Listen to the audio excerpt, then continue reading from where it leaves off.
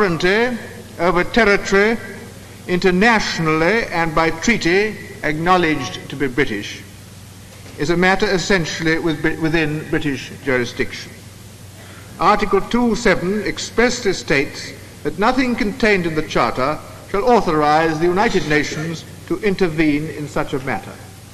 It could not be more clearly stated that whatever powers of discussion or intervention there may be conferred by other articles, whatever capacity there may be to receive information, these do not override Article 2.7. Her Majesty's Government have striven within the terms of the Charter to cooperate fully and freely with those bodies of the United Nations which are concerned with the affairs of non-self-governing territories. Their cooperation has gone beyond the strict requirements of the Charter itself.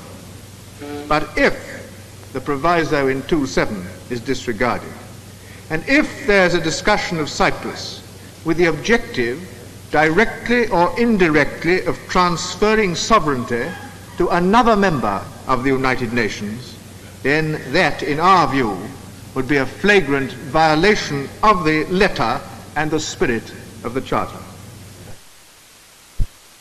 Contribute to a solution of the problem. It is the considered opinion of my delegation that it will not.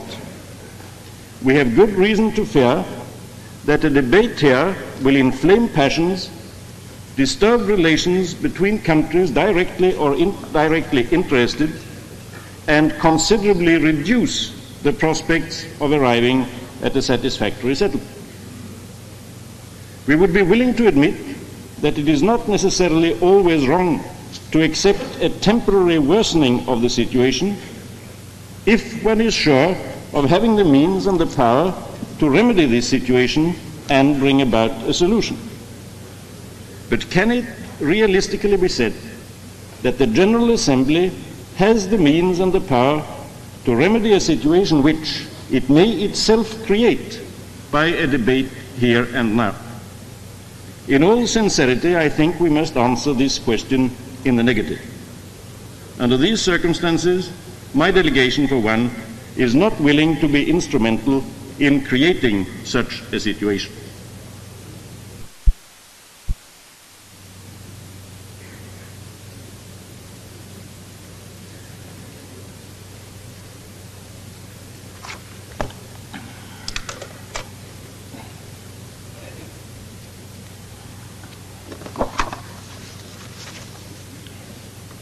Monsieur le Président, Monsieur le Délégué, la Commission générale, en adoptant par 9 voix positives contre 3 voix négatives et 3 abstentions, l'inscription à l'ordre du jour de la question des Chypre pour y faire rapport à l'Assemblée générale, a porté un premier jugement sur la validité de l'argumentation présentée par la délégation hellénique pour étayer son demande d'inscription, ainsi que sur les objections développées par la délégation britannique.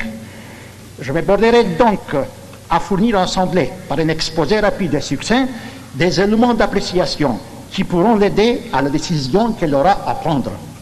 À ce sujet, je désire déclarer que le gouvernement hellénique a bien l'intention de respecter ces jugements et de donner à la décision de cette haute instance internationale que sont les Nations Unies la suite d'application qu'elle comporte.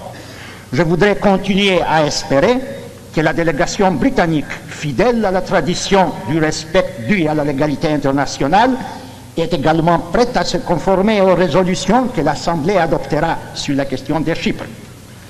La délégation britannique a prétendu hier et aujourd'hui que l'île de Chypre n'a jamais été grecque, que l'île de Chypre n'a jamais appartenu à la Grèce.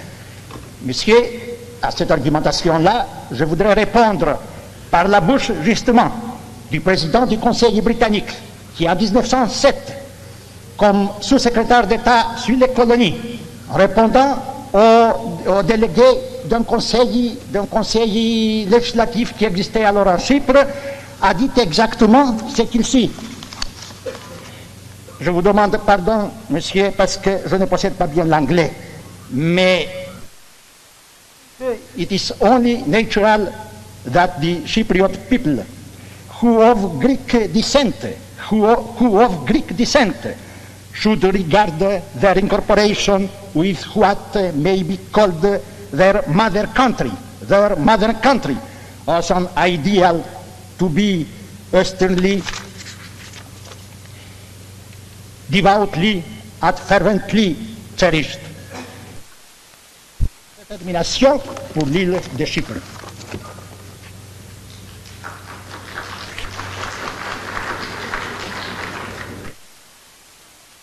The United Nations organization that has been set up essentially with the aim of maintaining peace and protecting the independence of its members must faithfully observe the principle of non-intervention in the domestic affairs of states, as laid down in the above-mentioned article. This principle has come into being as a result of the lessons learned by long historical experience. Deviation by the United Nations organization from this principle cannot serve the purpose of strengthening friendship that should be established or maintained among states.